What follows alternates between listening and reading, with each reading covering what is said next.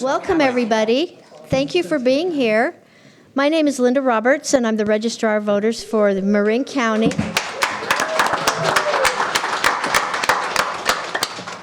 Welcome to this third annual Youth Town Hall. I first want to acknowledge and thank our panel members for being here today and taking time to participate in this program. And I think it's going to be a great opportunity for all of you to hear from local elected officials and ask some questions. This Youth Town Hall is part of our Marin County Student Elections Ambassador Program. And I want to acknowledge our partners that help keep this program vibrant and moving forward. And it's the League of Women Voters of Marin County. They help. They're a great... Our Marin County Office of Education, they're also a partner. I do want to say that the Elections Department couldn't do this program alone. It really does take this partnership, so we can all be grateful to these partners. So this Youth Town Hall was created by three of our ambassador students. Two of them are here today. Our other ambassador graduated, and so she's moved on to higher education.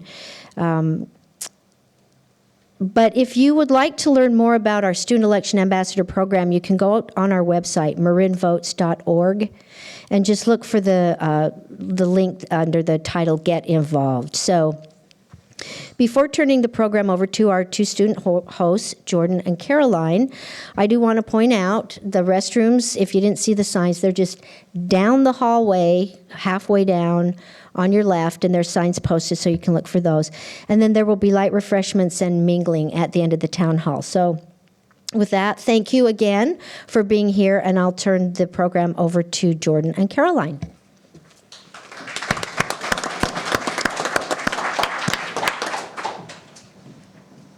Hi everyone, thank you for coming here today and spending your Sunday for our third annual Youth Town Hall event. My name is Jordan. I'm Caroline. And we're your Student Election Ambassador Liaisons.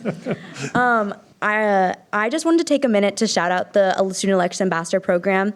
SEEP is a youth-led initiative that empowers students to help pre-register, register, and educate other young people about voting.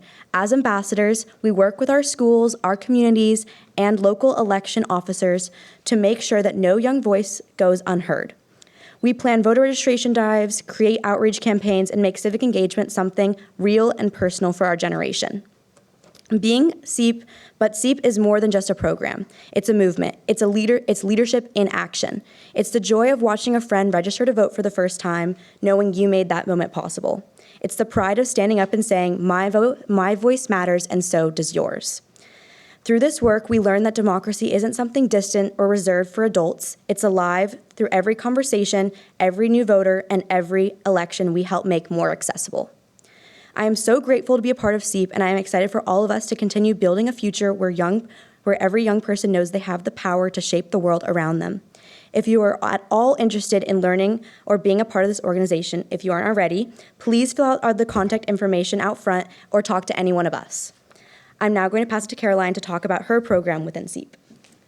Hi, everyone. So just briefly, my involvement in SEEP mainly surrounds my voter outreach work to middle schools and elementary schools throughout the Bay Area. Since 2022, I've worked with the League of Women Voters to present at over 10 schools to over 500 students. And here I help students learn about democracy, elections, voter requirements, and registration. And this kind of outreach to younger students is just one kind of outreach you can do within SEEP. So make sure that you sign up for SEEP if you haven't already, and please come up to me at any point if you'd like to talk about it more. So now I'd like to give a warm welcome to our panelists who serve our community and who are here today so youth members can get to know them and their work. So please welcome Mayor Jane Cooper from Belvedere. Vice Mayor Rosa Thomas from Corte Madera. Mayor Liesl Blash from Fairfax. Vice Mayor Stephanie Andre from Larkspur. Mayor Stephen Burke from Mill Valley. Mayor Tim O'Connor from Novato. Mayor Julie McMillan from Ross.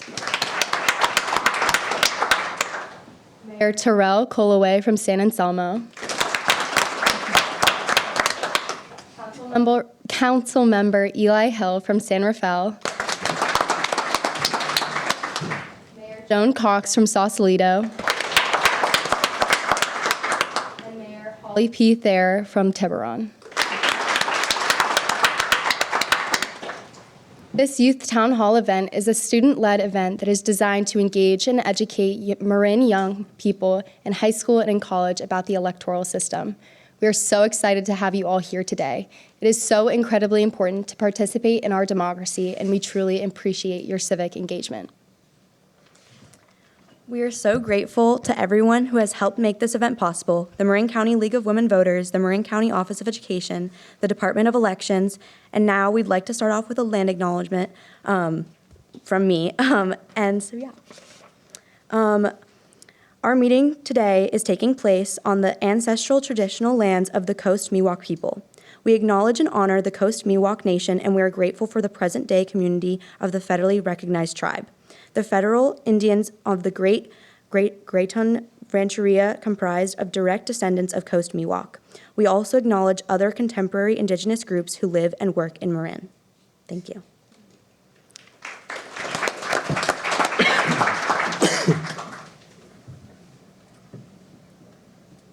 And now we're going to have a word from our Secretary of State of California, Dr. Shirley N. Weber.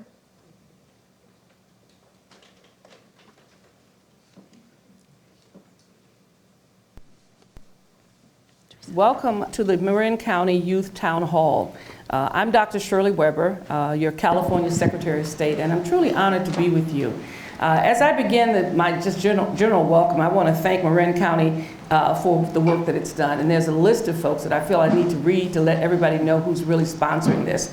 I want to thank Marin County Student Election Ambassador Programs, the Marin County Elections Department, the League of Women Voters of Marin County, and the Marin County Office of Education for hosting this event.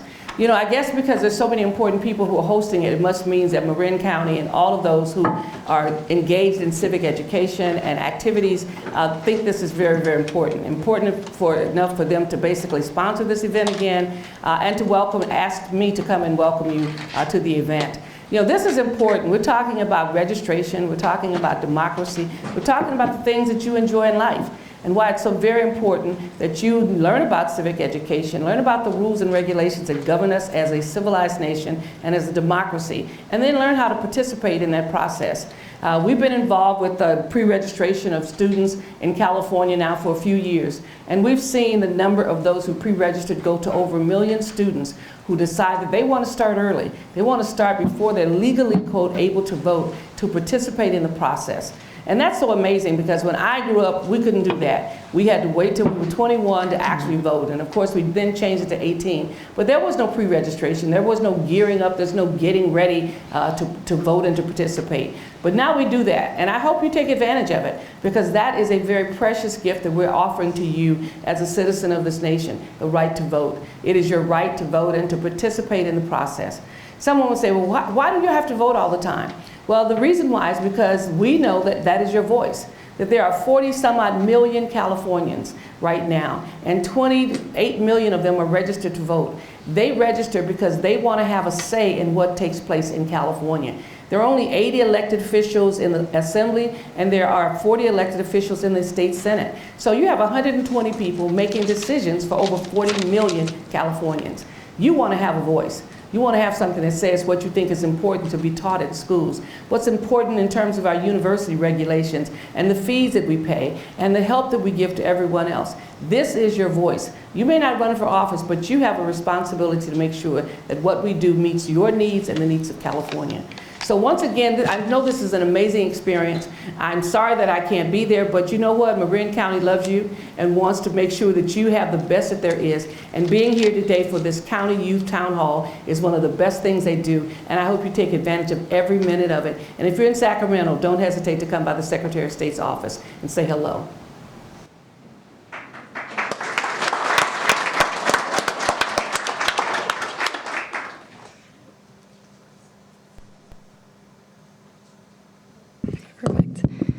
We are so excited to have our panelists share our insights with us. That being said, please answer briefly so we are able to hear from every one of you.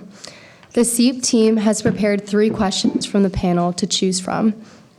The questions are, number 1, what inspired you to get involved in local government? Number 2, what would you say to a young person who feels their vote won't make a difference?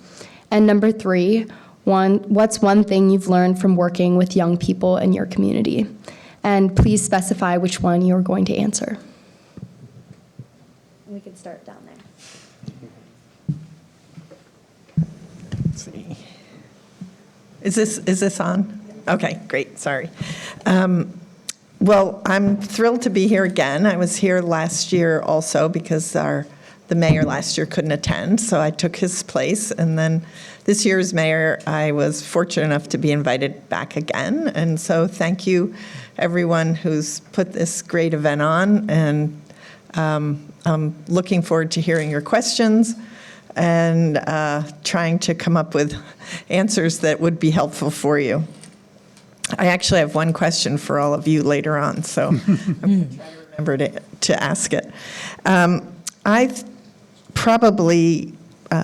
You heard the importance of voting, so I was prepared to answer topic number 2, which is how do you feel when your vote, if your vote makes a difference? And I think it's, from my perspective, voting is the most important thing any of us as citizens can do. I think we all get frustrated if you voted before or not on perhaps that your vote doesn't necessarily wind up with the person you were supporting or the policy or idea that you were supporting, but not voting winds up giving power to people that you may not agree with. And voting, no matter whether you win or lose, gives a strong sentiment to everyone on what you feel is important. And that's the only way, as our Secretary of State said, that a democracy can go forward and work for all the citizens. I think many people get very involved in our voting for our federal government, our senators, House of Representatives, and of course the president. But I want to remind everyone that states are really where most laws really happen. So states are the organizations that promote voting rights, education, health care, health access, gun rights, just so many areas that your life is truly affected by on an everyday level. And although the federal government's important, the states are really where a real democracy happens. So I would urge everyone to definitely vote in your state elections, get involved in state elections, support people. I think the phrase is local matters, start local. Support your local people that are running for different positions, school boards that certainly affect all of you, or supervisors or College of Marin represented board, and then consider how you want to move forward. It takes a lot of research, but it's exciting to see what people stand for, figure out how you feel about what their positions are, and then get out and support them. So I'm a great avid believer in voting. I have one sticker on my car and it says vote. So I live it every day, and that's how my grandchildren know which car is mine. Thank you. So thank you all for inviting me. I'm so happy to be here to represent Corte Madera and to speak with young people. Young people are my favorite people.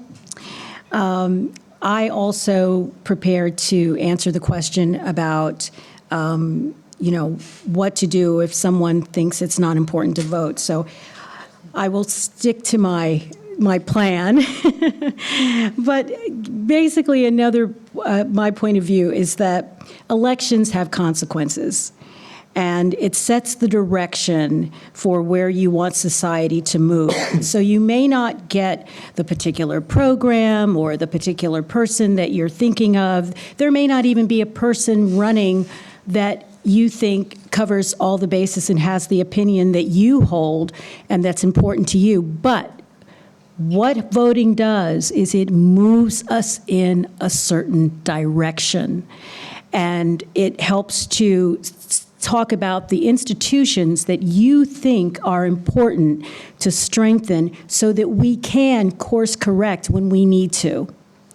So that is important to remember, that there were 70 years between the time when black men were allowed to vote and then women got the vote. 70 years. But people stayed on it. They encourage their daughters, they encourage their sons and friends to stay on that and push toward where we are now.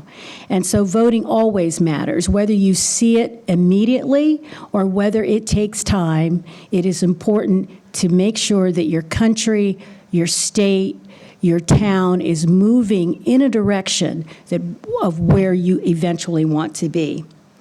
So we look around now and we think, maybe certain institutions are being weakened and we won't be able to course correct.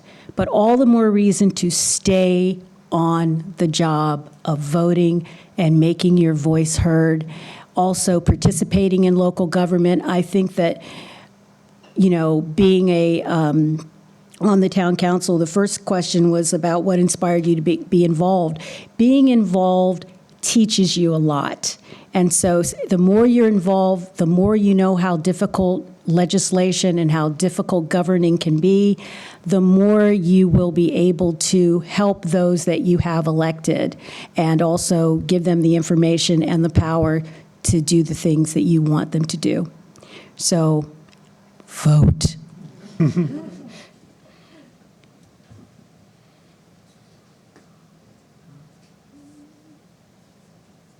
Okay, I always have a hard time with these. So I'm going to address question number one, and I just want to impress upon people that local government is incredibly important. And I think it's the level of government we often forget about. We think about state and federal, and we hear a lot about it in the news, but the local government really impacts you very dramatically. And to some extent, local government is where we really are able to maintain and build democracy. So I got involved because I moved to Fairfax, and I had done some other political things before, but I noticed that there was a plan to build this low-income senior housing in my community, and I thought, that's fabulous. I love this community. That's why I wanted to move here. And then I was absolutely horrified when I realized there were a group of people who thought that that was going to be a very bad thing, and they started to show up at public meetings and saying, let's not have this housing. And I was so disappointed. I just moved to this community on the premise that this was something that people wanted to happen.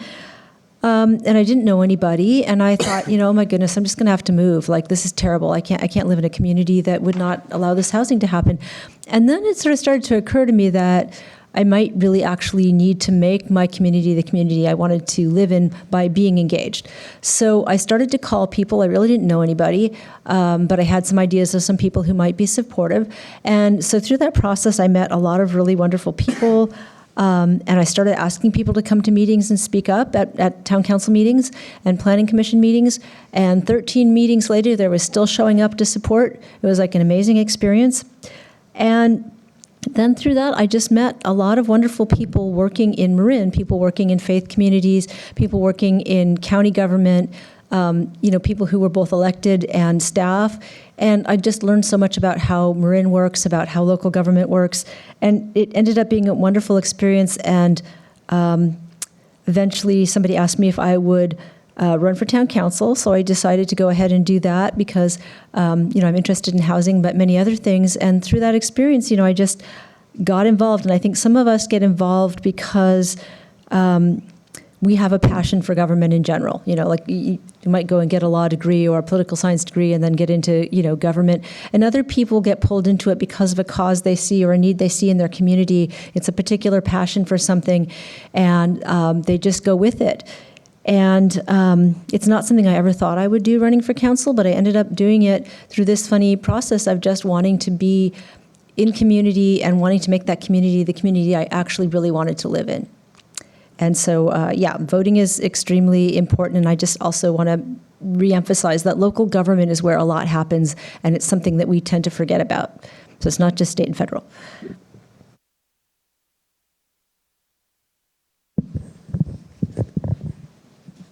Hi, good afternoon, everyone. I'm so pleased to be here, and it's so wonderful to see all the young faces in the audience. I'm really excited to just hear your questions, and am very excited to see so many young people who want to get involved in our civic process and contribute to the conversation. I am going to answer question number one, what inspired me to get involved in local government. As previous speakers have said, I think the local governments and what we do really have a significant impact on your day-to-day lives. I mean, you think about education, you think about, the roads, you think about police, fire, all the services that we provide, parks, libraries, housing assistance, healthcare. I mean, all these issues touch our lives, perhaps even more significantly than, what's happening at the federal level, although obviously what happens at the federal level impacts all of us.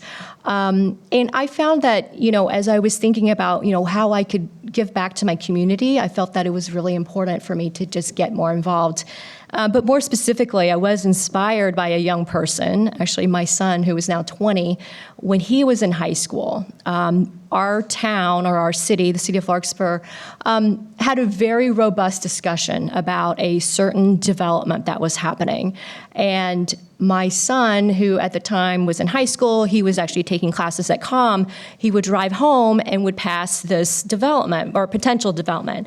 And one day he came home and he was extremely upset, and he said, "Mom, they've put up all these signs." As I was driving back from COM, he was taking an evening class, he said, there were people putting up these signs protesting this development, saying that it shouldn't be built. And he was like, we need to go to the city council meeting and say something about this. It was like, we need more housing, and we need to build more housing for people. And he felt very strongly about this. And I said, okay, I'll go with you. And so, he wrote up a speech. The town council meeting, I think, was happening in like 2 days. So I, did some research, and I wrote up a little speech as well. And we went to the meeting, and the meeting was packed. I mean, standing room only, 100 people in this tiny, room. And, he had AP exams the next day. And so I said, Sam, we are going to go first. I don't know. And then we got to get home because you have other things to do. So, and he got up, gave his speech. And then, I spoke after him and really advocated for, we really need to build more housing and all the reasons for why we need to build more housing. And, and then we had to leave. But later, I will tell you that if you think your vote doesn't matter, your voice absolutely matters. Your vote is your voice. And I have heard from the city council members at the time that it was so refreshing to hear a young person come to council and express their views. And it's very impactful. So don't think that your voice doesn't matter. It absolutely matters. So if you feel strongly about something, whether it's housing or climate, please get involved. We want to hear from our young people. You guys are the next generation of leaders. We want to hear, what you feel about what's happening in our city and what we can do to make our community better. I mean, that is why I'm here. It's because I care about our community. I want to make it better.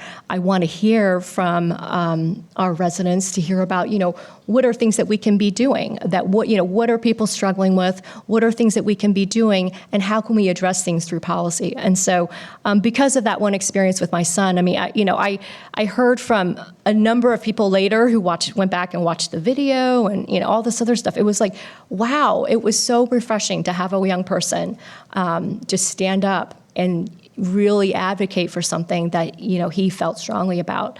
So I encourage all of you. I mean, it's wonderful that you're here today. It's just so wonderful to see just young people wanting to get engaged and get involved in your communities. And I certainly hope that you all will continue as you all move, from high school on to college, to continue to stay involved because really, this is what government is for. Government is for the people.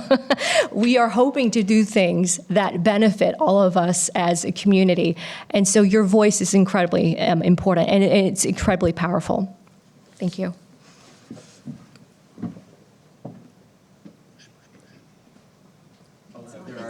Oh, great. Lovely. This is my second Youth Town Hall. I was here 2 years ago for your first one, sitting in for our then mayor.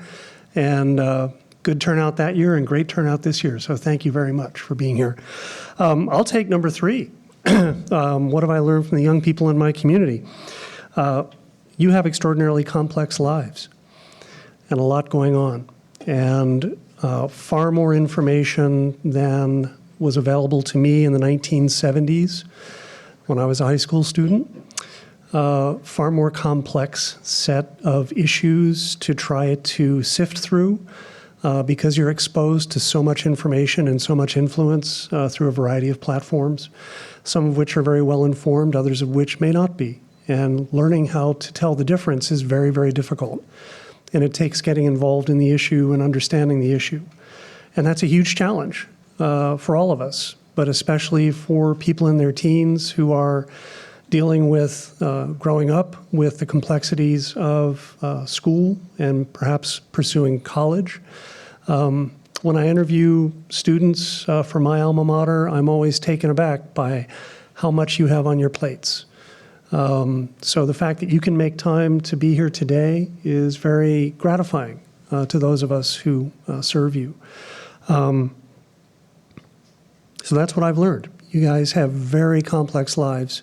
And when you come to us with an issue, we take it seriously. Every year we get, I wouldn't say a flood, but a variety of requests from students at Tam High School about various issues in town. I've traced it back to one teacher who I like. I used to coach with him. And next year we're going to go into the class in September and establish some ground rules, because every time somebody asks us a question, we follow up, right? And we have to touch our staff and we have to get information and we want to come back to you with the facts. You're doing the right thing. So I would encourage you to reach out to us when you do understand that we take it seriously and we want to give you the best information because we want to put you on the right path, hopefully, which also includes public service in your future. So thank you very much. Thanks for having me. Excited to be here. This is my first time joining you, and I hope you invite me back. I want to expand on something that some of my colleagues have already touched on. So I'm answering 2 and 3. I'm cheating a little bit. We talk a lot about using your voice and your vote and making sure that people get out and vote. If you're in this room on a Sunday, I'm going to go ahead and assume you're going to show up and vote. So really what I want to talk to a little bit is about using your voice. So right now you can't vote until you reach age, but you can use your voice today. And that's a really important thing to know, because a lot of people don't realize that using your voice and getting engaged is a skill. And the first time a lot of people go to a meeting is when some issue comes up and they feel really, really, like they have a really strong emotional reaction to it. And that's when they want to go, that's when they want to engage, that's when they want to drive change. Unfortunately, like many skills in life, you got to practice to get good at it. Right? So if your first time going to try and drive change is when that big thing is up and you really want to advocate for it, you've left yourself a little short-handed because you haven't practiced the skill you need to be able to kind of drive change.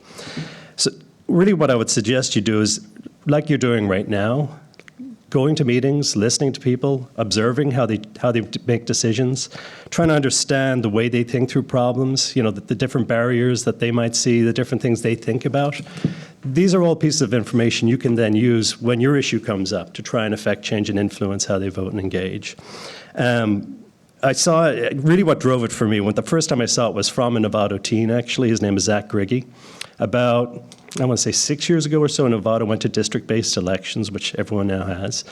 And he engaged, he was maybe 15, 16 at the time, but he engaged in the district mapping process, which I don't know how familiar you are with it, but to me, I'll be honest, it's really boring. It's a lot of data-driven analytics about different demographics that live in the city and then carving the city up into our case, it was 5 districts for the city council, 7 for the school district. And it's not a subject matter that a lot of people were terribly engaged in, but he saw something of value in it. And he chose to pour himself into it and adapt his skills to really advocate for what he believed was right. But because he was prepared and because he'd spent the time learning about how this all works and he'd been to city council meetings, he knew how to communicate it as well.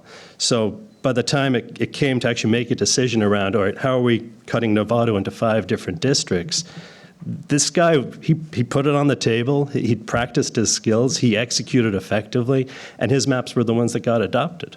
It was really remarkable because a lot of people engage at the front end and they have strong opinions, but they didn't put in the time to do the homework and understand the complexity of the work. He had done all of that. And just seeing anyone do it, let alone someone that was maybe 16 tops at the time, it just blew my mind. Like, I couldn't have done what he did. I don't think most of us could have. It's an incredibly analytical, detailed process. But because he did it, engaged, and knew what he was coming to speak to, he was able to affect that change. So I'd encourage all of you to get engaged now, pay attention now, and then that way when the time comes that there's something you feel really strongly about, you can drive the change that you want to see. Thanks. Hello, thank you for having me. I'm Julie McMillan from the town of Ross. This is my first time being here, and I'm really happy to be here. I am taking on the first question, what inspired you to get involved in local government? And hopefully my remarks will inspire you to get involved in local government. I first and foremost wanted to enhance our local government, the process as well as the substance of what was happening. And there was a project going on down the street from where we live, and we live up on a hill. And the lot involved was incredibly small, and the hillside was incredibly steep. And based on our hillside lot ordinance, there should be about an 800 square foot home developed on this very small, steep lot. And the council kept allowing the applicant to come back with further, greater, larger proposed development for this tiny lot. And I think we had 19 meetings on this project, and I spearheaded the opposition to this project, and I did a lot of research about the hillside lot ordinance, which had this special section that allowed the town council to use its discretion to award additional square footage if there was excellence of design. And so I went back and looked at all of the prior decisions using the hillside lot ordinance to see who got this special excellence of design award, extra square feet, versus who did not. And there was a pretty strong correlation of who the council members knew, council people knew, and who got the extra square feet, which was incredibly unfair. And so I took it upon myself to try to change the hillside lot regulation to eliminate this special excellence of design discretionary prong that the council was using. And I'm happy to say that that did change, and that's no longer a part of our hillside lot ordinance, which shows you that with some research and tenacity and perseverance, you can make a difference. Not even being an elected official, you can influence change. I've also really enjoyed using my training and my education, and I know all of you in Marin have had excellent high school training and education, and most of you will probably go on and have great college experience and training too. And so being able to use your training and your intellect and your ability to influence change at a local level is very important, and it's also very rewarding. I wanted to build and enhance my community and get to know people in my community and develop stronger ties within my community, and I've been working hard to do that. And it's very rewarding being involved in a community, and instead of taking and taking like I was doing for most of the time when I was working, since I'm no longer working, I'm able to give back.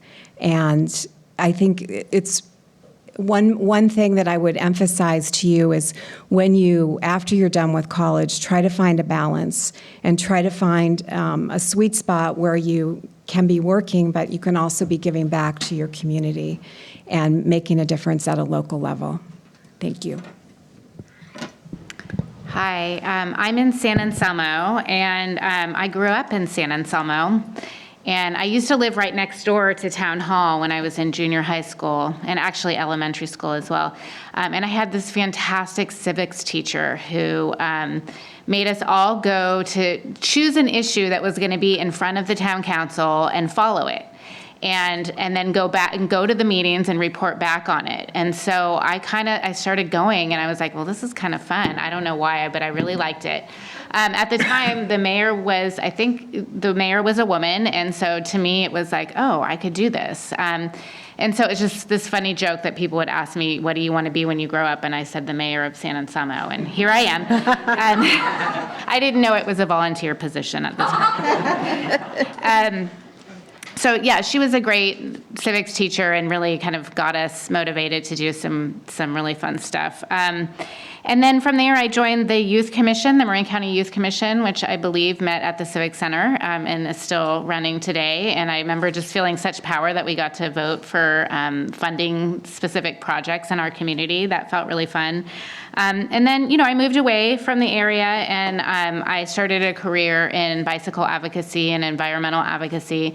And so for those of you who are involved in advocacy, you know that you're dealing with people like us all the time as an advocate. And, and I had this idea that, I just wish they would do what I wanted them to do, right? And so I kept, when I moved back here to run the Marin County Bicycle Coalition, which I currently still do, I had our former mayor, Alexis Feynman, who is a gem, kept asking me to run. And I said, no, I'm not going to do that. I'm not going to do that. And then, but I was honored. I was honored to be asked. So, it's about asking, right? Ask people you want to do it. And so I finally relented, and it's been such a great learning experience. I know so much more now as an advocate. And I have to say that, we're using some of the stuff I've learned through this at Marin County Bicycle Coalition. Having youth come in front of the council to say what they want to get. I saw some mountain bikers here. I know we had Redwood mountain bike right there, I see on your sweatshirt. We had some youth speak at some contentious issues, and it really kind of turned the tide for us several times. And I know that when we hear from youth, we're not going to be around all that much longer, but you guys are going to be here forever. I mean, way longer than we are. So it's really nice to hear.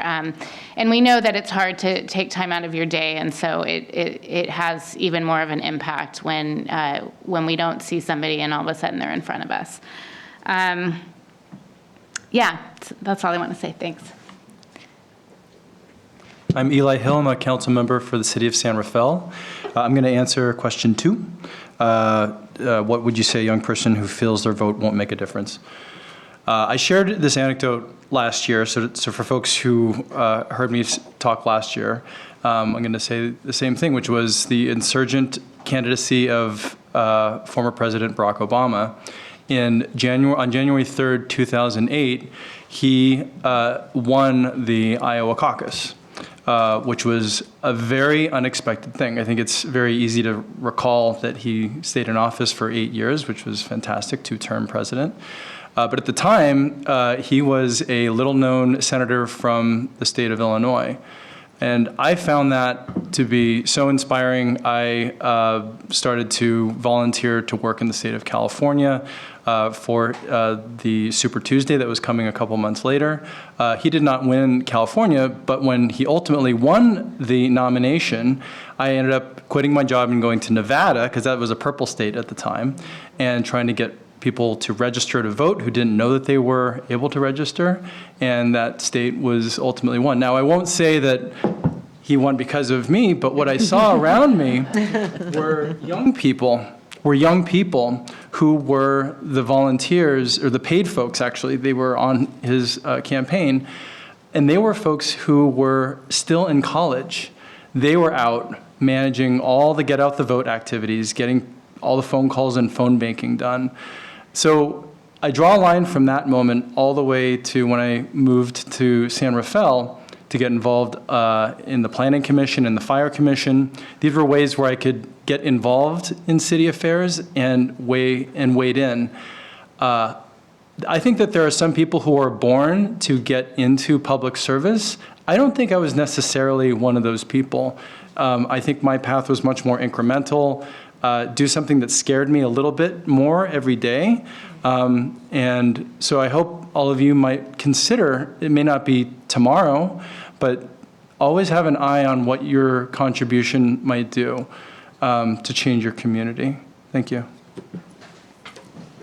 Thanks, everybody. This is my first time here, and I was so privileged to be invited to come here because I so want to encourage youth to get involved early.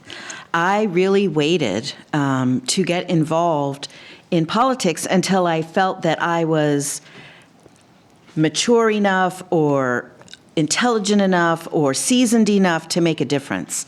And I wish I had not waited. Because I now realize how much of a difference you can make as youth. Sausalito has 2 sister city programs, one with Sakaide, Japan, and one with Cascais, Portugal, that focus on youth. So we have a youth sailing program with Cascais, and we have an exchange program where every year we exchange a dozen students, high school students, with Sakaide, Japan for 2 weeks. So they come here for 1 year and are immersed in our culture for 2 weeks, and then we have 12 students who go there the next year and are immersed in Japanese culture for 2 weeks. And why is that so important? It's because our youth are tomorrow's leaders. And when you learn and understand cultural interchange at a young age, you are much more able to affect change. I was a total nationalist until I went to Oxford as a law student, and I all of a sudden realized, oh my gosh, the world is so much better than just the United States. I really thought we were the be-all, end-all, and then I went to England and realized, oh my gosh, they were here centuries before us. And then I went to the Czech Republic and realized, oh my gosh, they were here centuries before them. And it's insane how much better a leader you can be when you have that opportunity to be influenced as a youth. And so I would encourage our youth to realize that where you can make a difference starts at the local level. I think one of my colleagues said earlier that it's at the local level that we make most of our ordinances and rules and laws. We still are a federalist nation where states' powers exceed by a little bit the federal powers. And so this is where you can make a difference. And so I would encourage you, don't wait until you know how you're going to make a difference. Jump in with both feet and figure it out as you go. You have the skill, the knowledge, the intelligence, the resources with your energy and your enthusiasm. And so go forth and conquer. Okay, so I have the unenviable task of following all of these amazing mayors and vice mayors. So I want to thank you. I want to say thank you to Caroline and Jordan of SEEP for organizing this. I want to thank the League of Women Voters. To all of the adults in the room, good afternoon. All the teenagers, good morning. I have 2 teenagers. I know y'all just woke up. So I want to talk a little bit about public policy and why I do what I do. I am a past president of the League of Women Voters in San Francisco. I served for 2 years. I served during district elections, so I organized 44 televised debates. I had a mayor's race with 44 candidates. Imagine trying to figure out fairness of who sits where, and every candidate lobbied me separately. We ended up drawing straws in public. It was so contentious. But I want to talk to you about getting involved, but I don't really need to talk to you because you're here. And that gives me hope for the future. The fact that you are coming here on a Sunday and talking about political participation, the fact that you're hearing from people who are elected already tells me that you know what you're doing. But what I want to talk to you about is running for office. I want you to think right now about putting your name on the ballot someday. And I know that many of you cannot yet vote, but I had 2 children. I say I had 2 children because I needed 2 more voters. And with permission, I want to tell a story about my colleague. Can I say it? Of course. Okay, Joan here. This is what motivates me in every single election I am ever in. I woke up at 7 a.m. this morning. My teenager kept me up till almost 2 because this teenager is a very good person. I'm not worried about it, but was driving back across the bridge after a Warriors game very late at night. So I stayed up till 2 a.m., woke up at 6, and went to an event starting at the Corinthian Yacht Club at 7 a.m. But Joan Cox here, she was in an election where she lost by 1 vote. So if anybody ever thinks that your vote does not make a difference, it does. And she got reelected, and I was very happy about that because she is an amazing voice and an amazing person in the community, and she has a lot to offer. But please, when you get the right to vote, please vote, and please consider running for office. The reason why is because we have the power to affect change. We have the power to decide what issues are we going to work on? How are we going to change the world today? And, you know, it was actually a man by the name of Roland Dunn who said, somewhere inside of all of us is the power to change the world. And I want you to join me, and I want you to help all of us change the world.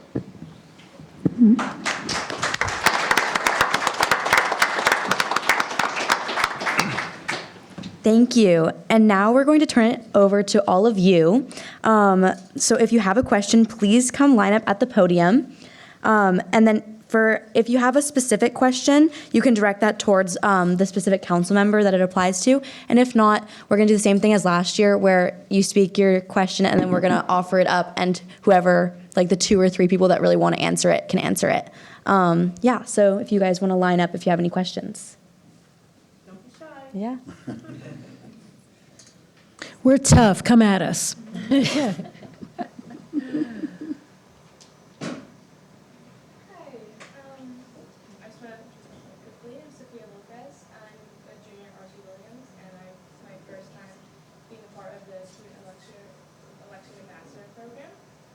I have a few questions. I hope that's okay. Most of them are broad, but I have some specific as well. I first want to start with how, I don't know, if you guys don't have enough information on these questions, feel free not to answer, but I just want to put it out there. How are Marin schools planning to respond to the U.S. Department of Education's memo regarding the DEI programs and funding? If anyone knows much about that. I think that's just emerged, and one of the interesting things is that as elected officials at town councils, we don't actually have jurisdiction over the school districts at all. So I'm, not really sure how they're doing it. We have had people come to us and lobby us as council members to, say, support Measure E in Ross Valley to support teacher salaries. And, we've kind of had to say, well, we can't really do anything about that because it's not within our jurisdiction, although I do understand one of our sister cities passed an ordinance or a resolution or something supporting Measure E. Usually we can't really impact school decisions. What I can say, it's not that exactly, even as Lisel said, we don't have jurisdiction over the schools. But I did ask my city manager just this last week, I said, if it ever came down to the municipalities, that is all the towns and cities and the county here, if the administration were to say, hey, you have to get rid of all of your references to DEI on your website, I actually asked staff to start assessing what would that mean if they were to pull federal funding, because that would have to come before the community to say, hey, are we willing to let this go? I would also say that we have as remedy that we should be able to look to our Attorney General at the state to see what support we could get at the state level to help defend our communities, to be able to continue to work on equity and DEI. Anything that has that word, in my opinion, and I think I share that with all the folks up here, should be punished. I think we should be able to continue that work. Yeah, I'll just add one thing. I'm chair of our Diversity Inclusion Task Force in Tiburon, and I have been since it started.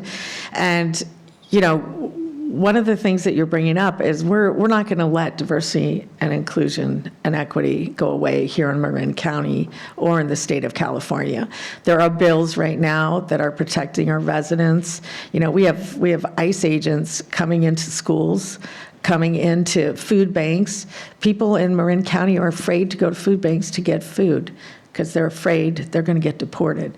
So that, along with our diversity, equity, and inclusion, I believe, will be protected in the county and in our state. And this is one of the issues that we just talked about. Everyone talked about having your voice heard. If you think it's an important issue, make sure your voice is heard to the Board of Supervisors, to the Assembly and the State Senate. And that is where the policy changes will come to protect our residents and protect our communities. And also just remember that, you know, you have, like, again, local government. You know, we have had people lobby us to get rid of DEI, you know, from our local residents at some points, and other people have now been kind of pushing back and saying we don't want to get rid of DEI programs within our local government. It's really important to us. So, you know, there's a lot of places where if people are concerned about that, they can start, you know, making their voice heard in advance of that happening, and just sort of saying, yeah, this is actually important to us, and it's an important goal on how we run our local government. And so that's another place where people aren't voting. They're just coming to the town council or writing letters and saying, hey, that's important to us. Don't let that go. I love your question, and I do think we should ask the school board that question, how they're going to address it specifically, right? And I read, I believe in the IJ, that the Marin County Superintendent is going to be addressing this issue on behalf of all the school boards in Marin. My next question, you also, I'm aware you might not have much control over the matter, but you have any information, feel free to share, is around how Marin is responding to the new immigration efforts as relates to schools and other communities, if we would appear for kids' safety for schools. So I know Holly mentioned a little bit about that. I think in general, everyone is focusing on providing support services and making an effort to reach out to the community and helping them understand who their allies are, who their resources are, what community groups are there to go with questions. One of the things we're all dealing with right now is there's a lot of noise, and I think that's a strategy, right? They're pushing out a lot of stuff and saying they're going to do a lot of things. And that throws everyone, because when you say you're going to do this wide net of stuff, you don't really know what to prepare for. So it upsets the apple cart across the board. So really what we can do, though, is focus in on making sure that people have access to the help and support and guidance of experts when they need it, so that if the worst does happen or something scary happens and they have questions, they are already armed at least with the information to go and talk to these folks and figure out, okay, this is where I can go with that problem, and maybe they'll help me. I will also say that a couple of weeks ago, Congressman Huffman, who's our local representative from the House of Representatives, convened a body of not just Marin County, but Bay Area officials, mayors, and other officials to address as a group how best can we band together to address some of the more challenging edicts that we are hearing coming down from the federal government. And you know, the fact that the federal government, to a certain extent, is targeting California above and beyond certain other states. And so there's definitely a collaborative effort to figure out how best to address these challenges, against the threat of losing federal funding, which is so important to many of us.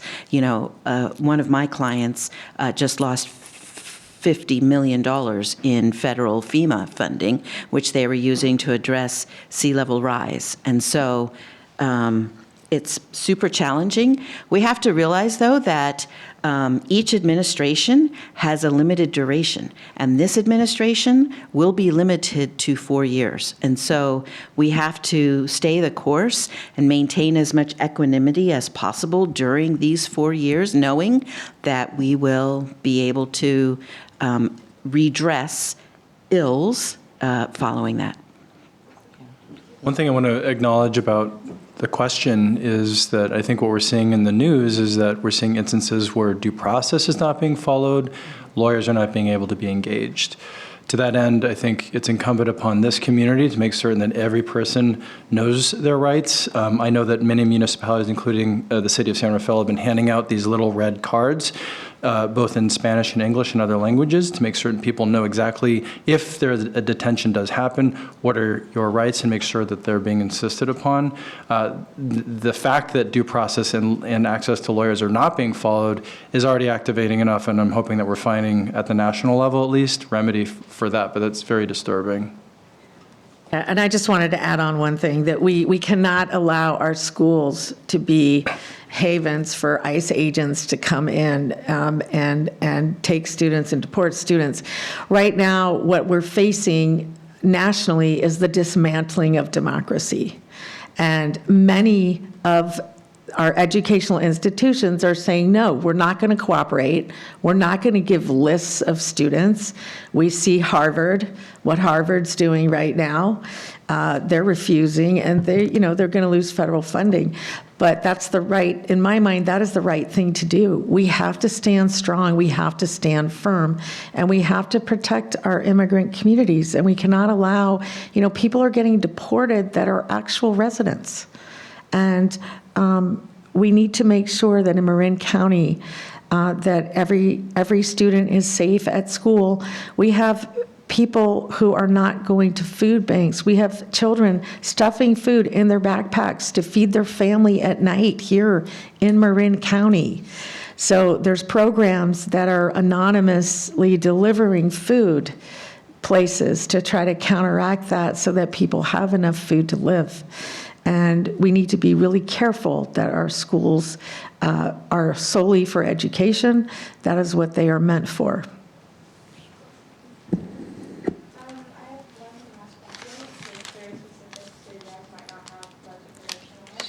But I was wondering if there was any discussions on making the San Geronimo Valley roads safer for vehicles, also in light with the recent accident.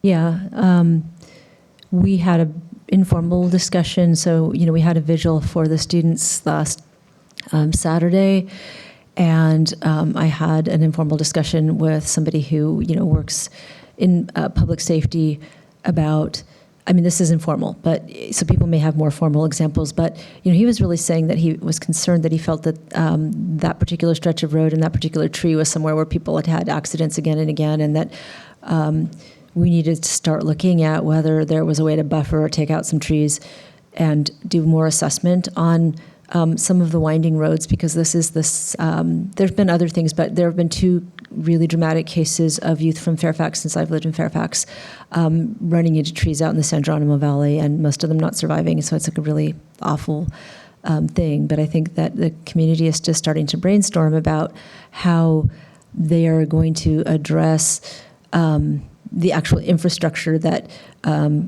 allows people to so easily run into a tree on the side of the road. And so I think that's just starting. But our committee's been pretty devastated by that, what happened the other week. I think it was just last Friday. I want to answer that. So I'm so sorry.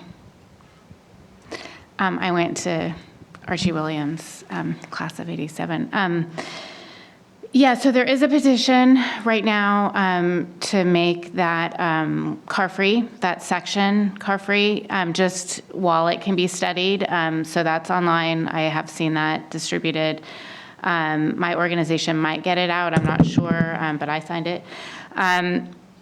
That's a county road, so that's a really great question for the Board of Supervisors. I mean, you coming up and asking that to the Board of Supervisors would be super powerful during open time. Yeah. Thank you.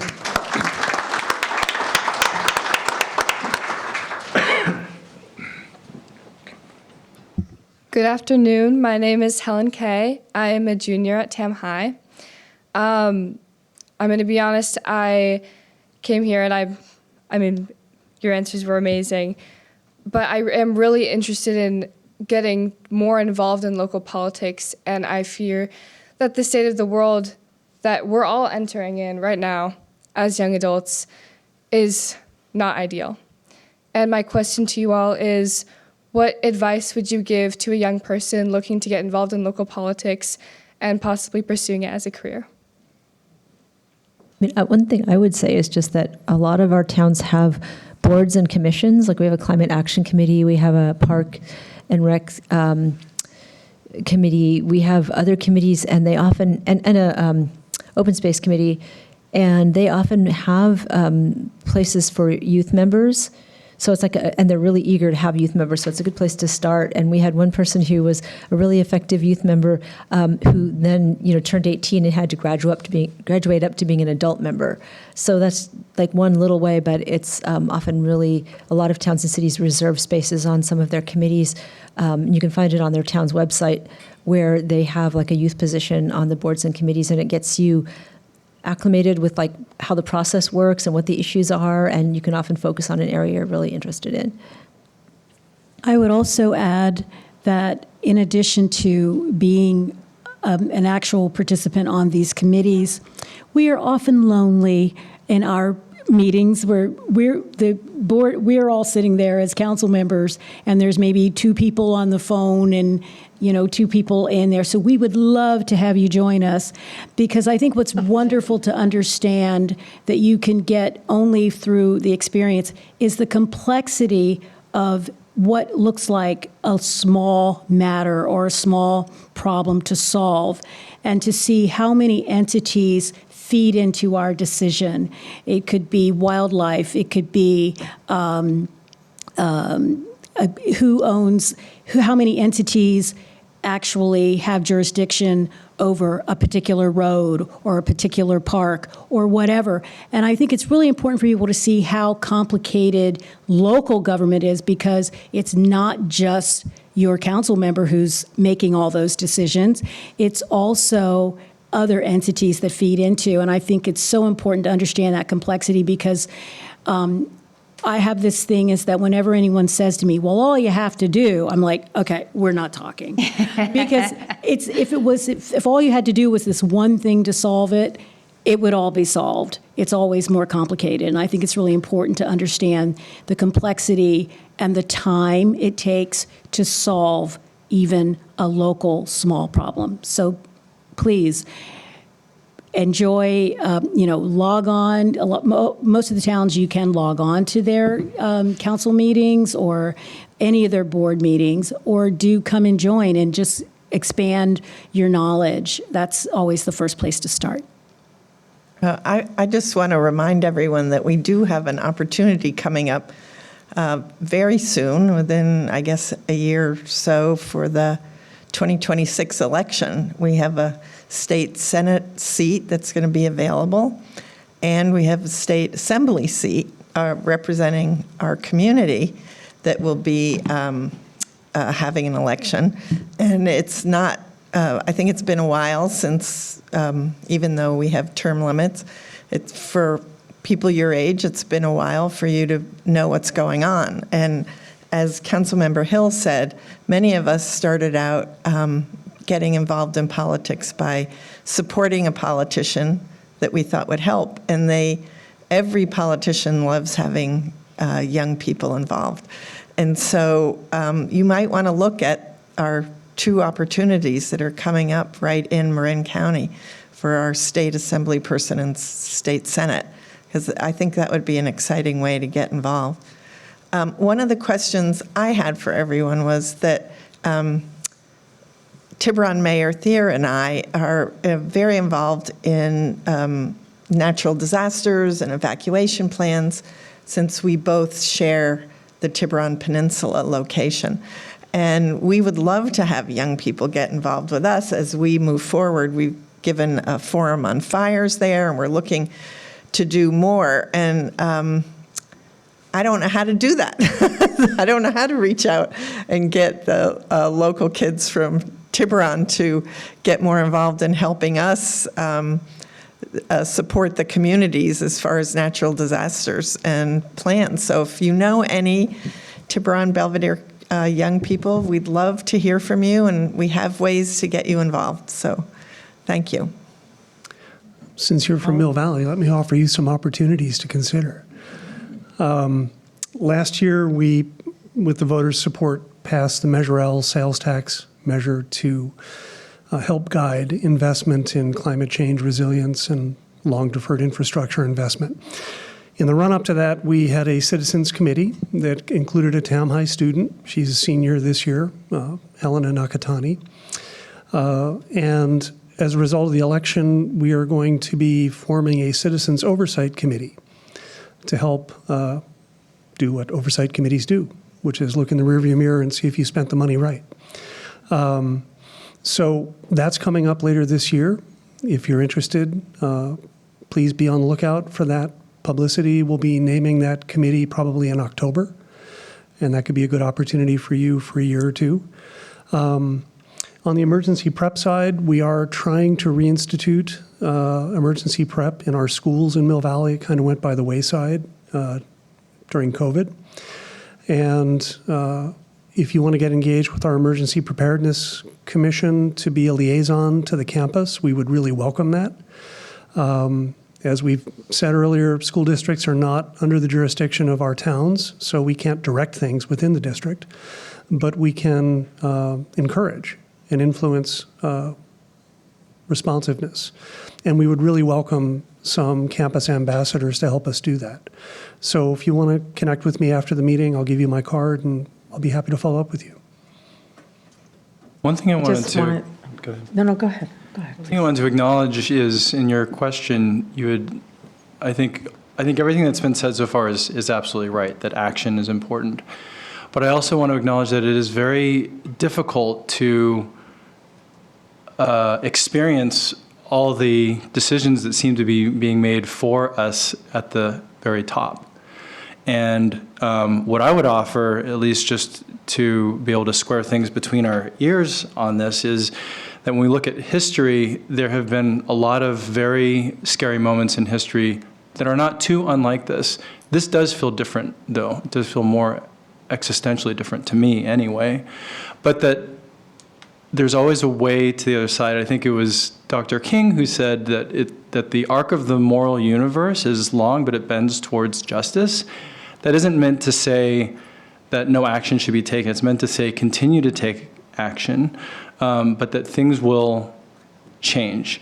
I think that for folks who weren't aware, at the beginning of April, there was a march right just about a stone's throw away from here.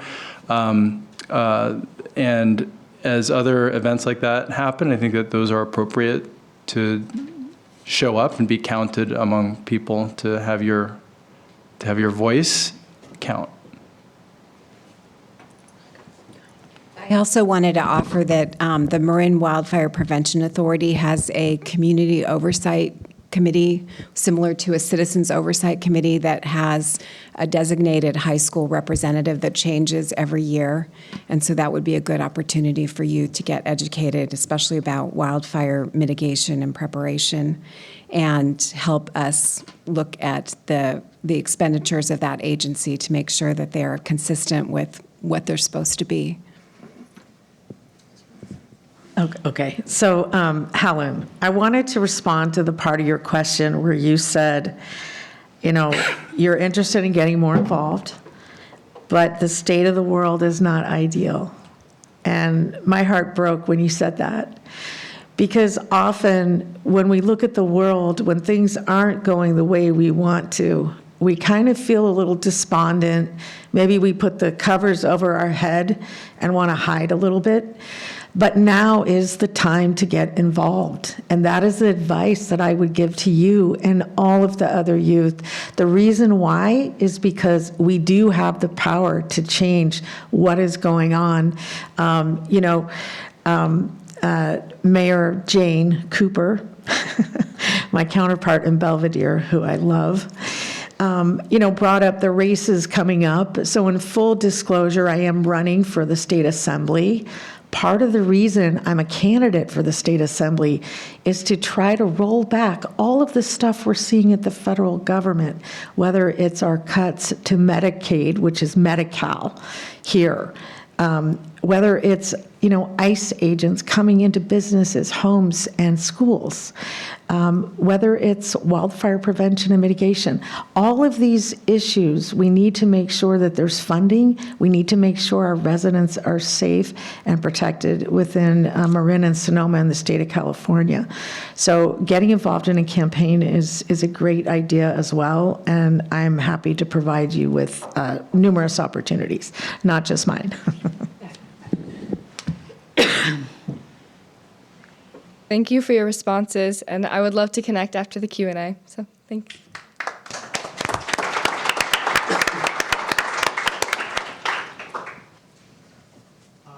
I'm Ryan Kafai, and I'm a sophomore at Branson High School in Ross, and I'd like to talk a little bit about building a future where businesses thrive while protecting the environment.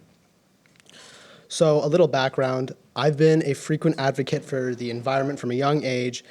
In middle school, I started a group and created an Instagram account called Teens for Change, dedicated to raising awareness about environmental issues like climate change and ocean pollution. And in my high school, I also created the Ocean Club with some classmates to help shed light on many ocean-related issues. Anyways, each year, we face increasingly extreme and unpredictable weather events, 2024 being no exception. From record-breaking wildfires to devastating hurricanes and tornadoes across the globe, climate change is no longer a distant threat, it's a daily challenge for communities and businesses. As a youth leader, my mission is to educate my peers on resilient, forward-thinking strategies that integrate climate risk and pollution reduction with other key operational and financial considerations. I propose creating a program called the Environmental Call for Action Ambassador Program, which will recruit student representatives from across the county. The goal is to empower young people with the knowledge and tools to reduce their carbon footprints, minimize pollution in their schools and communities, and carry these values into their future careers. Additionally, the ECAA will connect participants with volunteer and donation opportunities that support environmental causes and aid those affected by wildfires. I'm deeply passionate about bringing this to the county level and engaging local youth, as I believe our community could greatly benefit from this program. I would truly appreciate your guidance on how I could turn this idea into action. So, Ryan, thank you so much for that question, Ryan. The fact that you're doing this now is amazing to me. Founding the ECA is something that you should be really proud of.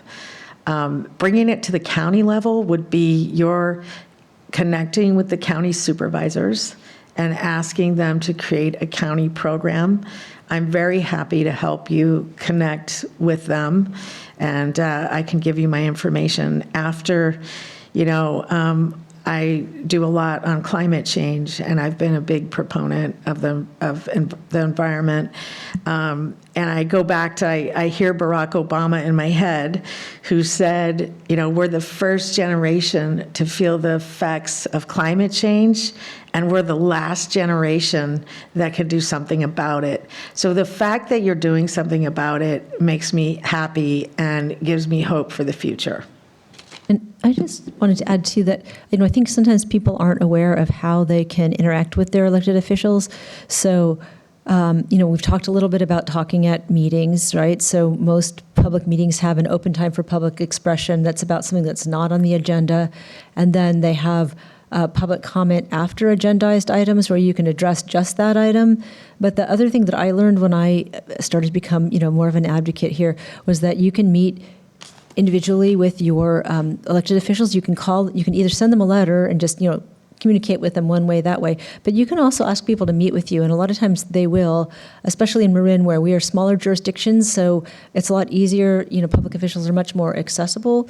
And so it kind of blew me away. And I was pretty old when I moved here, so that I could call the mayor of our town and say, hey, 2 of us want to talk to you about this issue that's happening. And she came and met with us and had coffee with us, and we talked to her. So, it's also something where you could, locate the supervisor for your district and, possibly start out by having a conversation with them about how would I move this forward. Although I think Holly actually would be a really good person to talk to because she knows how to move things forward. But that was something that I learned that kind of was really eye-opening to me in moving here, was that I could just ask them to come and talk to me about my ideas, and they would listen. Also an organization, there's an organization called Marin Can, which is kind of a successor to Drawdown Marin, and its goal is to reduce greenhouse gases in Marin County by 2035. And they're contemplating having a parcel tax on the 2026 election, and I'd be happy to connect you with the people who are on that board.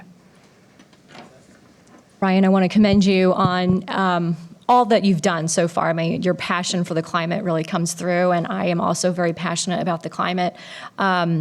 With respect to your specific question, I do want to address, a few things that a few points that you made. One, you will find that there are a lot of students in Marin County who feel very similarly to you. And so I would encourage you to reach out to your peers in other schools. I know my kids went to Redwood. There are people at Redwood, students at Redwood, who care passionately about the climate. I was at a San Rafael school district meeting last week, and an 8-year-old got up and talked about replacing the utensils that you all use during lunch with, compostable utensils.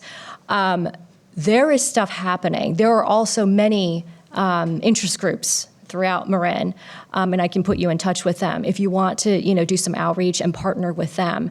Larkspur in particular, we just started a climate action forum that anyone can actually come to express, their desire to see more adoption of climate-friendly policies. And this is really important. What I have found is that we need the young people to push us on this issue, to be honest. Even though I'm, very pro-climate and I want to pass, building reach codes and electrification, there are people who, who are naturally just very skeptical. They don't know a lot about, what kind of policy, what is building electrification, what about, clean energy. Holly and actually several of us sit on the Marin Clean Energy Board. So I think it's very important for young people like you who care about the climate to really come to our council meetings and really educate council, but also the rest of the community on why we need to pursue or adopt, certain policies. And there are also some great ideas that I think that comes up from our students as well in terms of, hey, have you thought about this? What are some ways that we can actually make schools actually your day-to-day environment. I know that my son at Redwood also has complained about the huge amount of plastic waste, that just gets thrown away at lunchtime, the huge amount of food waste, that isn't necessarily composted. Like, what happens to all of that? So I think these are just great questions that we as electeds, we may not may not have all the answers, but if someone came to us and was like, this is really important, we want to see some action taken, I would absolutely, commit to looking into the issue, researching, trying to figure out ways on how we can, collectively solve our climate challenge. Because honestly, this is an existential problem of our time. I mean, it's we don't have other options if we don't solve this issue. It's just that important. And I think hearing from young people, I think, will be incredibly powerful. So I commend you, and I'm happy to talk to you afterwards also about other resources within the county and at local jurisdictions on how you might be able to get more involved. Yeah, thank you so much. Mm-hmm. That's the exact reason why I want to take this to the county, because I know there are so many other people my age and even younger who also would like to play their part in reducing their carbon footprint. So I really feel like if I could just get the ECAA on a county level, we could really make such a huge impact. Thank you. What town are you in? Okay. Oh, Tiburon. There you go. So there's also a lot of local things to get involved with in Tiburon. We actually have a climate action network, and I would love to involve you with those individuals. And I'll just tell you, when I first joined the council, it was about a year after someone came to me, this was 2018, and said that Tiburon was spraying Roundup around our picnic tables and around our playgrounds. And I said, no, we're not spraying Roundup. It's been declared a known carcinogen. No one's spraying that right now. And we were in fact spraying it. I went to our town director of public works and I said, hey, could you please stop spraying this? It kills people. And he said, no, it's the only thing that kills weeds. So I started a 5-year effort. I connected with our county integrated pest management committee, and that's another group that you should talk to. And a 5-year effort. I got a unanimous vote by all my colleagues, and we cannot spray anything like that again. So if you're in Tiburon, I have a lot of people for you to connect with. Thank you.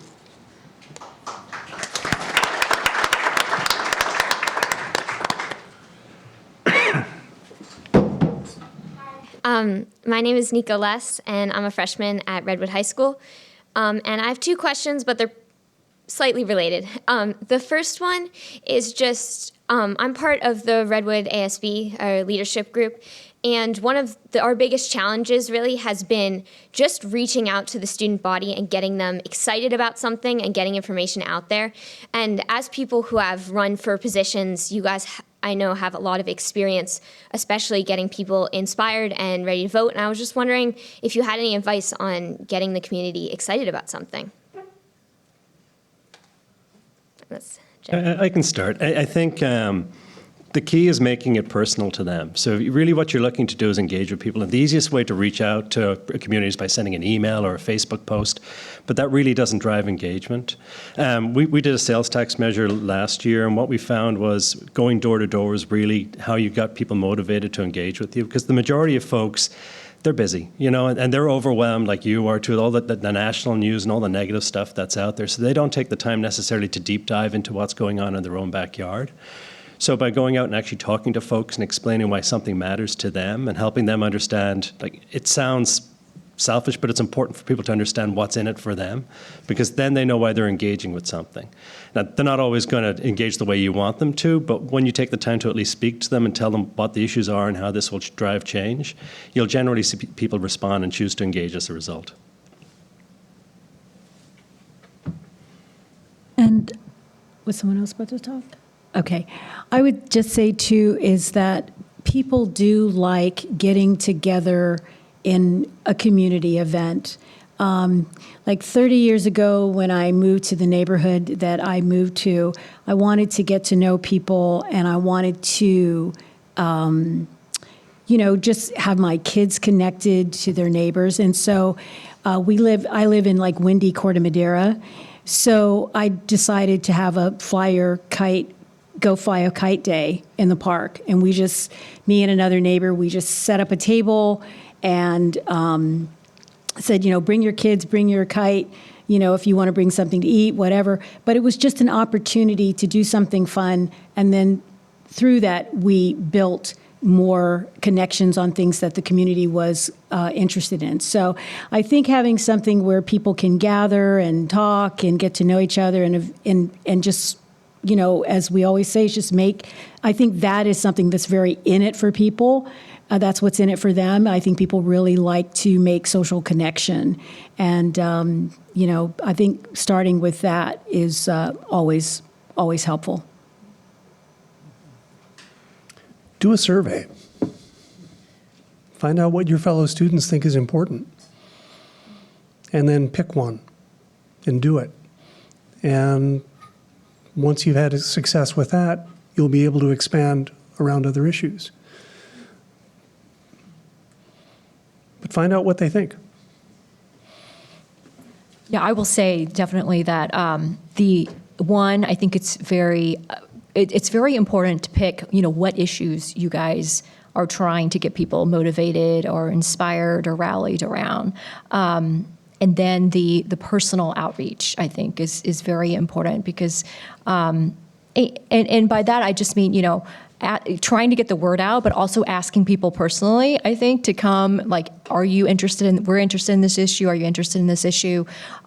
Here's why you should, if you don't know about this issue, here's why you need to be interested or care about this issue.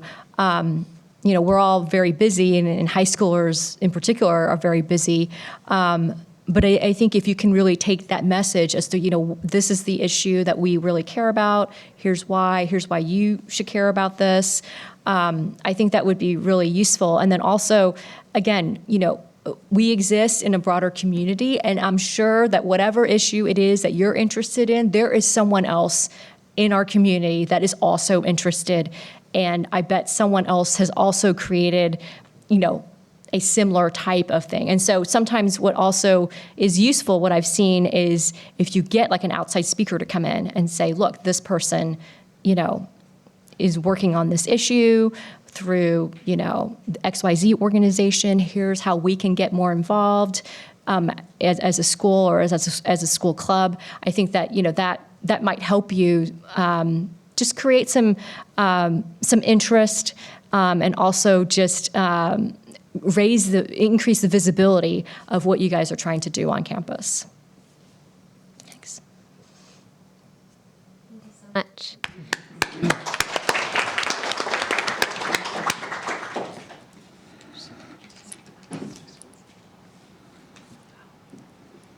Did you have another question? It was actually very similar, so I thought. Okay. Thank you.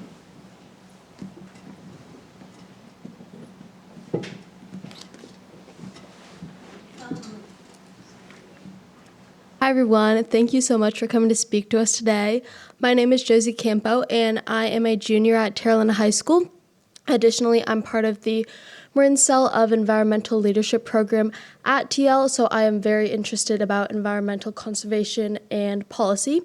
My question is, what opportunities are there for youth to participate in local environmental conservation efforts and contribute to the county's sustainability goals? I'll go ahead. So if you were in San Anselmo, I would say we have a youth commissioner on our climate commission for San Anselmo. And I bet a lot of the other towns do as well. I don't know if San Rafael does in theirs. That's a great way. Your organization that you're a part of is fantastic. You guys really are killing it out there. So those are my two suggestions. Yeah, if you're mentioning county, every municipality here is already in coalition with the county on driving things like green reach codes and other things. I know there's still more to do. I'm pretty inspired by what all the municipalities in the county have done in the last several years around trying to push ourselves to meet or exceed reach codes. There are a lot of things as far as how to get involved, though. I do think that, again, voice matters. I think it's important to show up to City of San Rafael's meetings, but also at the county. Whether it's on the agenda or not, I think it's important to, when you have the opportunity to have attention, say that it's important to you in your future. I know that when I hear words like that, it reminds me of what this is all for. It's not just for those who are here, it's for people who are not even born yet. We want them to come into a world that is better than we found it. So I would just say, although Marin, I think, is still on a good trajectory, I think we can continue to do more. The two things that I think are most alarming are greenhouse gases that are coming from our vehicles and from our buildings. And I know that we can do more. And also how we consume is often, quite frankly, not in our purview, but I think how we consume is also very important. And I keep trying to raise these things because I'm finding that most of the adults in my community don't know some of the ways to get information, but so there's the joining like a climate action committee or some other group that does ongoing work, but also we encourage people in our community to sign up for our local newsletter, and they can also, I think almost every community has a function on their website where you can sign up for agendas, say for town council or planning commission meetings. And, a lot of us have limited time, but, I used to scan the agendas to see in my community if there was anything that was really of interest to me. So if something about climate comes up on the agenda, you can kind of scan the agenda and go, oh, hey, look, they're looking at electrification of their local fleet. I could send a letter, or I could go talk at that town council meeting about my support for electrification of, the fleet, but also, if I have any knowledge about like what might be a better way to do it or some questions, then you can, put your 2 cents worth in at those meetings as well. And that sort of thing comes before a lot of us. Like Fairfax has, we actually put a ban on new gas stations because we didn't, want to start making a commitment to having less greenhouse gas emissions, but also less consumption of fossil fuels. We actually got a lot of pushback on that. And so having people who were invested in that as, part of a strategy of reducing greenhouse gases, is always welcome. A lot of us have looked at various ways that, like, say, we could ban gas-powered, like little things, but gas-powered leaf blowers and things like that. And, there's pros and cons to doing that. And, having people come and say, I think that's a great idea, because, there's definitely people who are inconvenienced by that, who are going to come and say that's a terrible idea and yell. So, coming to those meetings and knowing what's happening also helps push those little local efforts towards the environment along further. I would say there's an organization that participates in all of our local elections by endorsing candidates, and that's the Sierra Club, which is an international organization, and they have they are a founding member of the Outdoors Alliance for Kids, which is comprised of 100 different organizations that advance the goal of conservation and environmental responsibility. So that would be a really big, approach to getting involved. But even though it's an international organization, they have local branches all over, and they do actively participate in all of our local and regional elections. I'm not sure if you've heard of Resilient Neighborhoods, which is a 4-part training. It's free, and it's at night or during the day, and it's offered, I believe, 3 or 4 times a year. And it might be a great way for your organization to partner with their organization to collaborate, and they could help you probably reach more youth and neighbors in your school district. Thank you guys so much for all these ideas. I really appreciate it.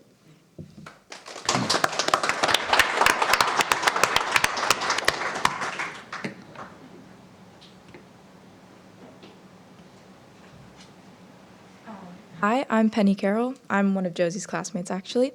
I'm from Terra Linda, and I got interested in policy and legislative things like this by being a student representative at my district board, and I've found that a lot of student advocacy happens at the district board level. So I'm wondering how you guys work in tandem with the county board, the district board, to help student advocacy things happen.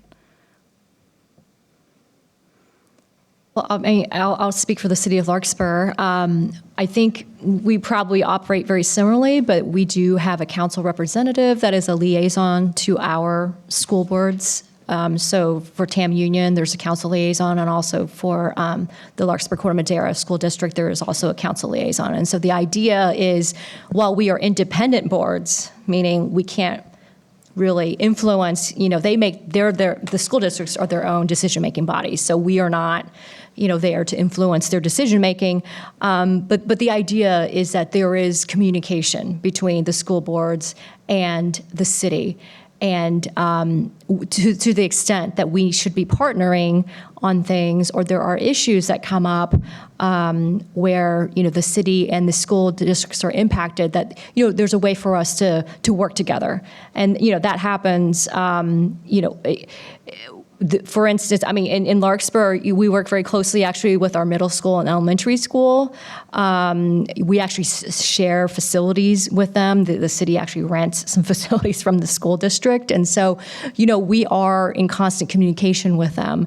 And again, with respect to policy, specific policy, we are supposed to be independent, so we don't actually try and go to them and try to influence them on certain things. But again, we want to be aware of what is happening at the school districts and what are the major issues, they're dealing with, and what's coming up through the parents and the students that we as a city council should be aware of. And if there are instances where it requires us or, for the city council to take a position on something, it's certainly something that we would consider and deliberate on behalf of the community.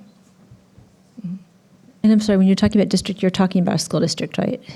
Yes, SRCS. I immediately went to county, and I'm like, oh, okay.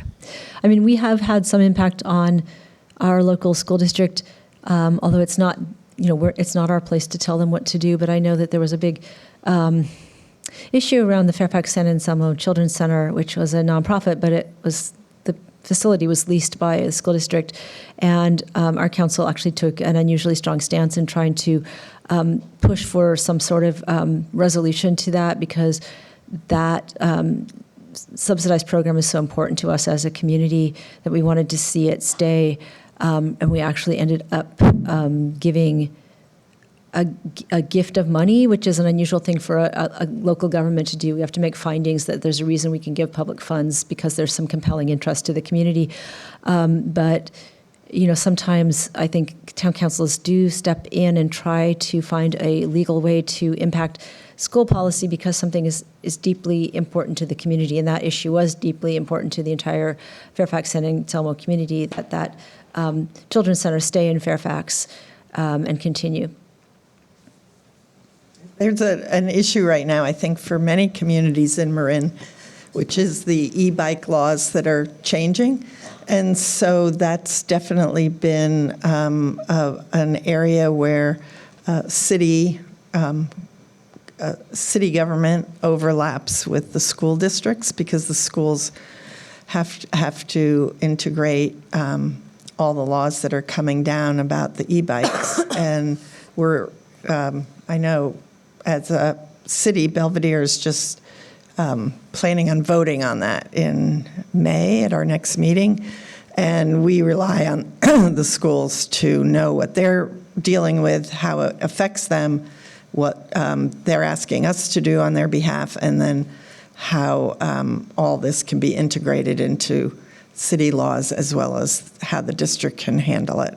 So I know that that's one example of an area that if youth had an opinion about e-bikes and moving forward, it would help to let your city council members know so that they can work with the districts on that. I think also, like, at some of our communities, the police department is working closely with the schools and will probably be providing some training for people who get ticketed. I think Mill Valley has been a front runner in this respect. So it is actually one of those interesting places, I forgot about that, where there's an overlap. And I know our police chief is working closely with the local schools on how to manage this situation. I hear about it all the time. Yeah, Because this is Tara Linda, I'll just say that in the city of San Rafael, the schools liaison committee is a subcommittee of Mayor Kate and Councilmember Kurtz. So those are folks that you can talk to, and they regularly coordinate with SRCS. But to the point that was just raised, that there is a huge amount of coordination going on right now between all the municipalities and all the law enforcement agencies throughout Marin. So yeah, but I don't know if your question was specific around bicycle enforcement, but you can certainly reach out to Mayor Kate and Councilmember Kurtz if there are matters that have to do with coordination between city and schools. Was there a very specific area you were interested in about the coordination? Not specifically, but I've just noticed a lot. I know that there was recently one of my friends presented at the district board pertaining to AI, like in schools. There was like I don't know what it's called, like some sort of council started to try and figure out what the next step should be. Mm-hmm. Things like that. I know that like I'm sure that other MSL kids have like proposed things to the board, and I'm just wondering like the actual ramifications of like how it moves through the system after it gets presented at the district. Got it. I could just add that the Branson School is within the town of Ross's jurisdiction, and about 4 years ago, Branson sought to increase its enrollment by 100 students, and it needed to come to the town of Ross to get its conditional use permit amended to allow for the additional students. And several Branson students came to testify in front of our council, and it made a huge difference in how we decided that issue. So I would encourage you to keep your eye out for issues that you're interested in that are happening and go and appear and testify. And I think the final thing that this kind of brings up for me, because I'm like looking at Terrell down there, but is that one of the ways I just realized we interact with the schools, or people who interact with the schools, is through Safe Routes to School. Like a lot of us are, as elected officials, involved in the Safe Routes to School task force for our area. And so like I meet regularly with them and talk to, it's mostly parents we talk to. It's, I don't know why we don't so, often get youth, but about, how to better facilitate transportation to schools through biking and walking and bus that's safer. And so there's a lot of coordination about like where should we put a crosswalk that's going to be better for the students going to X school or Y school, or how are we going to make the entire section of Sir Francis Drake where, small children on bicycles have to go safer. So that's another area where there's some overlap. Okay, everyone, thank you so much for your questions. Unfortunately, we're reaching the end of our time. So now we're going to conclude the question asking. But thank you all again for coming and participating, and thank you for to our wonderful panelists for your time. If any of you have any remaining questions, we're going to move into like a mingling portion of the event. So feel free to approach whatever representative you like to speak to and ask their question more one-on-one. But thank you all again.